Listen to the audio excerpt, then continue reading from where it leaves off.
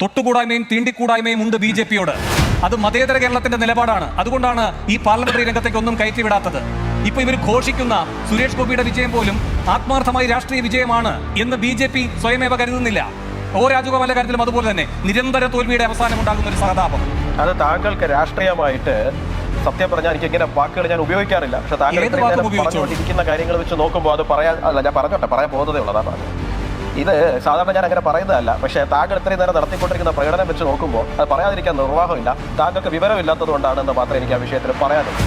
RSSന്റെ രണ്ടാമനായിട്ടുള്ള ശ്രീ ദത്താത്രേയ ഒസബലെ അദ്ദേഹം ഏതെങ്കിലും ഒരു മനുഷ്യനെ കണ്ടു കഴിഞ്ഞാൽ അതിനകത്ത് രാഷ്ട്രീയമായിട്ടുള്ള തൊട്ടുകൂടായ്മയും തീണ്ടിക്കൂടായ്മയും നിശ്ചയിക്കുവാൻ വേണ്ടിയിട്ട് കേരള രാഷ്ട്രീയത്തിലും അല്ലെങ്കിൽ കേരള രാഷ്ട്രീയത്തിനെ സ്വാധീനിക്കാൻ ശ്രമിക്കുന്ന കുറെ മാധ്യമ പ്രവർത്തകരും നിങ്ങൾ ആരാണ്?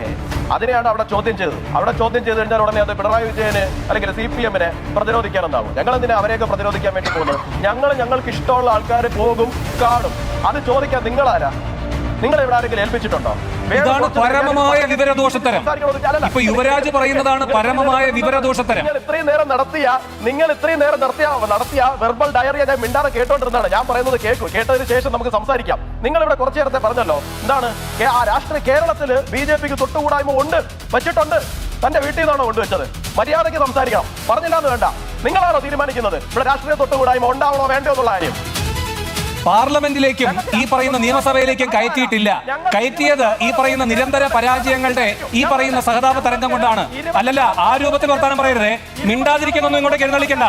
യുവരാജ് മിണ്ടാതിരിക്കുന്നൊന്നും ഇങ്ങോട്ട് എഴുന്നള്ളിക്കണ്ട. കേട്ടല്ലോ, മിണ്ടാതിരിക്കുന്നൊന്നും ഇങ്ങോട്ട് എഴുന്നള്ളിക്കണ്ട. അങ്ങോട്ട് എഴുന്നള്ളിച്ച് തന്നെ തരും. മനസ്സിലായോ? താൻ ഇങ്ങോട്ട് എഴുന്നള്ളിക്കാൻ വരാതിരുന്ന അങ്ങോട്ട് എഴുന്നള്ളിക്കാൻ വരുന്നില്ല. വാക്കുകൾ സൂക്ഷിച്ച് ഉപയോഗിക്കണം. അത് വ്യക്തിപരമായി എനിക്കെതിരെയല്ല, എന്റെ പ്രസ്ഥാനത്തിനെതിരെ ഉപയോഗിച്ച വാക്കാണ്. അത് തിരുത്തിയില്ല എന്നുണ്ടെങ്കിൽ തിരിച്ചെത്താൻ എനിക്ക് അർഹിക്കുന്ന രീതിക്ക് തന്നെ മറുപടി തരാൻ ഞങ്ങൾക്കും അറിയാം. മനസ്സിലായോ? താനല്ല ഇവിടെ കേരളത്തിലെ BJP-ക്ക് തൊട്ടുകൂടായ്മ ഉണ്ടാക്കി കൊടുക്കുന്ന ആള്.